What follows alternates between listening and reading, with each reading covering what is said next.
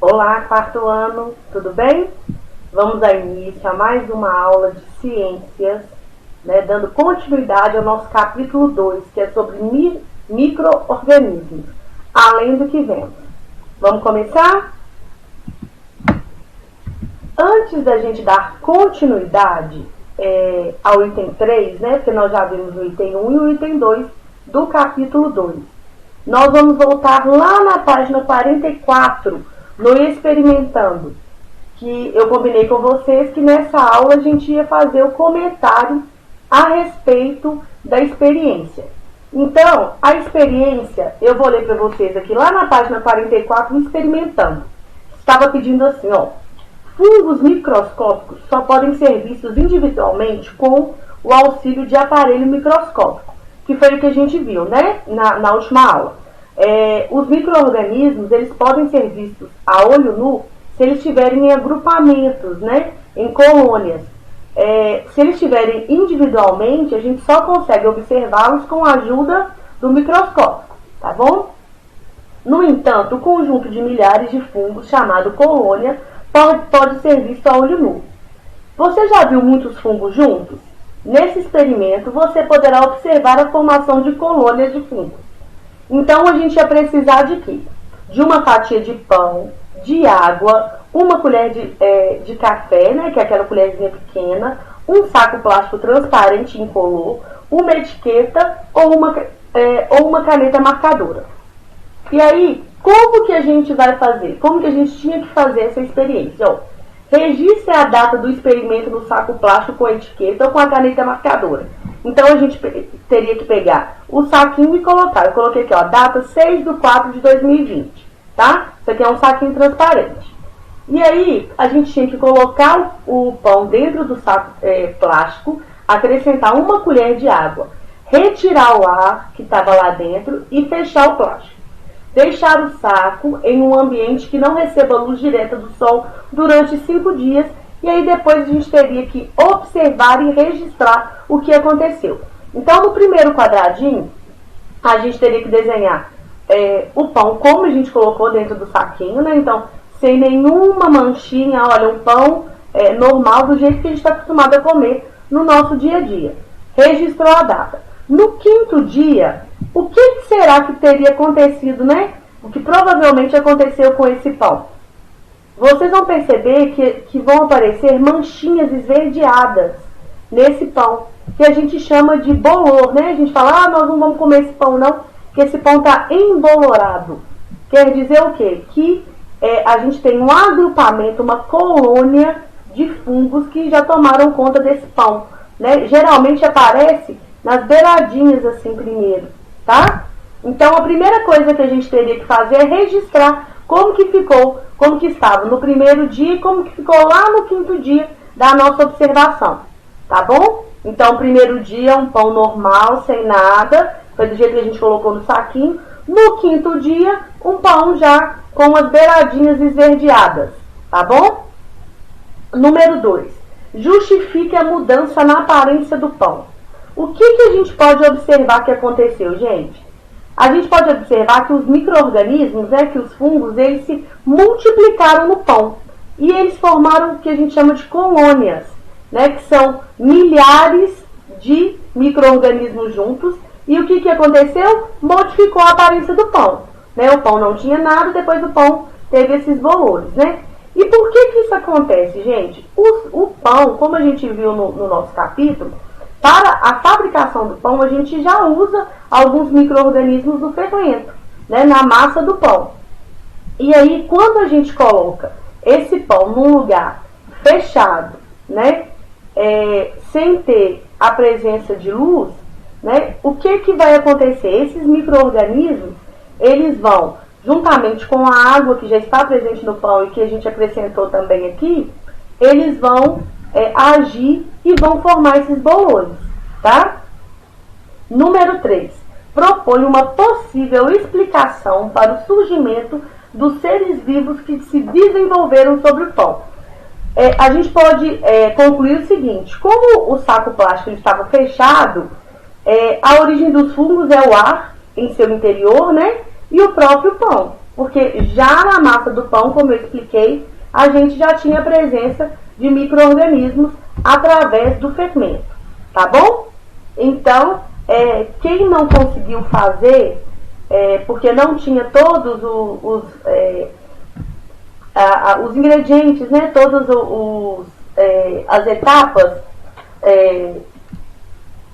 que precisavam, né, não tinham pão, ou não tinham saquinho, ou não tinha caneta, observem a partir da explicação que eu dei e façam um registro, tá bom? Quem puder depois fazer a experiência, é muito legal observar como que o pão vai se modificando ao longo dos dias, tá bom?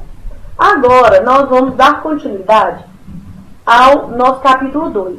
Então, nós vamos lá para o item 3, que é o item que está na página, deixa eu confirmar aqui, que está na página 48, tá? E aí, gente, nós já vimos o seguinte, que os micro-organismos, eles são seres vivos que estão presentes no nosso cotidiano, né? Está presente na natureza, no nosso corpo humano, em vários locais. E a maioria desses seres vivos, né? Desses micro-organismos, eles não causam doenças. Eles são, na verdade, eles são benéficos para os ecossistemas. Mas tem alguns que eles podem causar doenças. E aí, são sobre essas doenças, né? Sobre esses micro-organismos que causam doenças que nós vamos ver agora na página 48, no item 3, tá? E aí nós vamos começar vendo sobre as doenças bacterianas. Como o próprio nome diz, são doenças causadas pelas bactérias, tá? E a maioria são transmitidas pelo ar ou quando o indivíduo ingere algum elemento que contenha bactéria. Algum alimento, desculpa, que esteja contaminado, tá bom? Qual que nós vamos ver no item 4, a principal prevenção para essas doenças causadas por micro-organismos. No caso das doenças bacterianas, algumas a gente já tem vacina, né, para prevenção, e algumas elas podem ser tratadas com antibióticos, tá bom? Vamos lá. Eu vou citar algumas doenças, tá? Nós não vamos estudá-las a fundo. A gente só vai ver as doenças que são causadas por bactérias, por fungos e por vírus, tá? Então, alguns exemplos de doenças bacterianas. A gente tem a tuberculose, que ela afeta principalmente os pulmões. A pessoa fica com a respiração comprometida, muita tosse, tá? O tétano, que é uma que provoca alteração nos músculos. E o tétano, gente, ele já tem uma vacina, tá? A gente toma vacina para o tétano. E muita gente é contaminada pelo tétano quando pisa em alguma coisa que está muito enferrujada. Por exemplo, prego que está muito enferrujado, muito sujo. E aí ele é contaminado pelo tétano. Isso pode provocar uma série de problemas no corpo de quem foi contaminado, tá? Mas o tétano é uma doença que tem como ser prevenida porque ela tem vacina, tá bom? Outras doenças bacterianas. A gente tem a meningite, que afeta parte do cérebro, que pode causar problemas na visão, na audição, nos movimentos e na aprendizagem. A meningite também, a gente tem alguns tipos de meningite. A gente tem vacina para meningite, mas essas vacinas, elas não estão disponíveis pelo SUS, né? De graça, vamos colocar assim, nos postos de saúde. Essa vacina é paga. Então, tem algumas pessoas que não tomaram a vacina contra a meningite. E tem outros tipos que elas são tratadas através de antibiótico, né? Antibiótico, sobretudo, que tem penicilina, tá? Tem a difteria, que atinge a garganta e também pode afetar outros órgãos, causando complicações. A difteria, a gente tem vacina para ela também.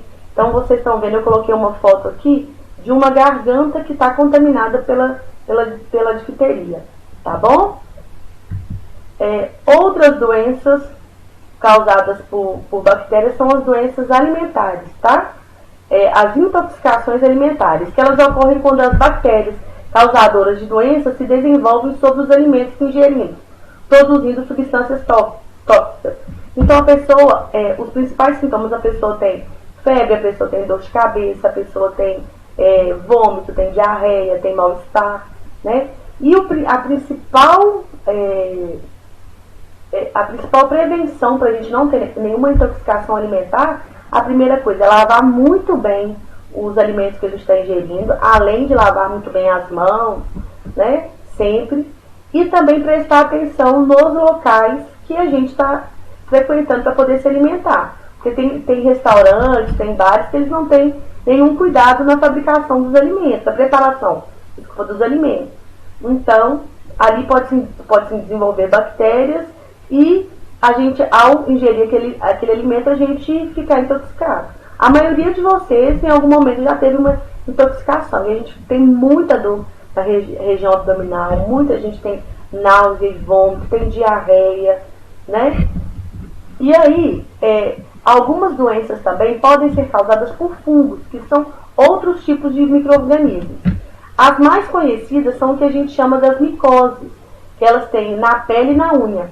E aí elas podem afetar qualquer parte do nosso corpo, mas elas são normalmente encontradas em locais que ficam quentes e úmidos. Então, muita gente tem micose entre os dedos, principalmente entre os dedos do pé, que são locais que a gente, depois que a gente toma banho, por exemplo, se a gente não enxugar corretamente entre os dedos do pé, aquele local vai ficar úmido, né? E como os dedos ficam mais juntinhos, aquele local também vai ficar quente e ele é propício à proliferação das micoses, né? A gente tem também muitas micoses na unha, tá? Então tem que sempre tomar cuidado, higienizar direitinho esses locais, secar muito bem depois do banho, tá bom? Para que esses fungos eles não se proliferem, tá? Outras doenças causadas por micro-organismos, a gente tem a malária, que ela é transmitida por mosquitos, né? Ela é muito comum na região norte do Brasil, tá? Principalmente nas regiões, gente, próximas a rios. E aí, os sintomas mais comuns são febre, cansaço, né, que é fadiga, vômitos e dores de cabeça. E aí, tem alguns casos que essa doença pode levar até a morte das pessoas, tá? Outra doença causada por vírus, né, outras doenças causadas por vírus que a gente conhece bastante, é a dengue, a zika e a chikungunya, que são causadas por esse mosquitinho que é muito conhecido da gente, que é o Aedes aegypti, né? E aí o vírus ele é transmitido pelo mosquito e o combate principal dessa doença são as medidas de prevenção, né? Não deixar que esse mosquito ele prolifere, né? Cuidar dos quintais, não deixar água parada. E esse mosquito, gente, ele é responsável por transmitir o vírus de uma pessoa para outra, né? Então, se ele fica uma pessoa que está contaminada e depois vai ficar uma pessoa que não está contaminada, essa pessoa que não estava vai acabar se contaminando. Então, além das medidas de higiene pessoal, de lavar as mãos, né? Nós temos também que tomar cuidado com a higiene do espaço que a gente está para que não prolifere esses vetores, né? Esses mosquitos que transmitem os vírus para nós seres humanos, tá bom? Outras doenças causadas por vírus, nós temos os resfriados e as gripes, né? Que são transmitidos de uma pessoa para outra pelo ar, e aí causam os sintomas que a gente já está acostumado. A gente tem dor de cabeça, a gente tem febre, tem uma coriza, mal-estar, tá bom? Nós temos outra doença causada por vírus, que é a raiva, que é uma doença também que já tem vacinação, né? Que a gente tem que vacinar os animais para que eles não transmitam a doença para os seres humanos. E o vírus, gente, ele causa uma inflamação no cérebro, que ele é fatal na maioria das vezes, tá? Ele pode causar tanto a paralisia quanto a morte dos seres humanos e dos animais. E aí, geralmente, tem os animais que transmitem, né, a raiva, são os cachorros, os gatos, tá bom? Outra doença que é causada, que não está aí no livro, mas aí nós vamos falar um pouquinho, que é causada por vírus, é a que a gente está vendo agora, que está causando esse isolamento social, que está nos mantendo distante, que é o coronavírus. E o coronavírus, a gente não tem muitas informações sobre ele, né? O que a gente sabe é que que ele é causado por vírus, que é transmitido também de uma pessoa para outra, por isso da importância do isolamento social, né? E ele tem, inicialmente, os sintomas eles são muito parecidos com o do resfriado de uma gripe, né? Então, a pessoa tem dores de cabeça, a pessoa tem mal-estar, tem uma coriza, né? Mas que esses sintomas eles vão se agravando e eles atingem, sobretudo, a parte respiratória dos seres humanos, que é o que está levando a tanta morte, né? Porque os pulmões eles ficam comprometidos e se a pessoa tem uma pneumonia num grau muito elevado, e essa pneumonia causa a morte das pessoas, né? E aí, nós vamos ver no item 4 que a principal prevenção para todas essas doenças causadas por micro-organismos, elas estão muito relacionadas ao nosso comportamento, tanto de lavar as mãos, de lavar os alimentos corretamente, de somente beber água tratada, né? De ter uma higienização correta do nosso corpo e do ambiente que a gente vive, tá? E aí nós vamos ver o seguinte também, que os antibióticos, os remédios, né? A gente viu que nós não temos vacinas para todas essas doenças, a gente tem para algumas. E outro tipo de tratamento são os antibióticos. Mas os antibióticos, eles só agem sobre as bactérias, eles não agem sobre os vírus. Então, as doenças bacterianas, algumas, as que não têm vacinação ainda, elas conseguem ser tratadas por antibióticos.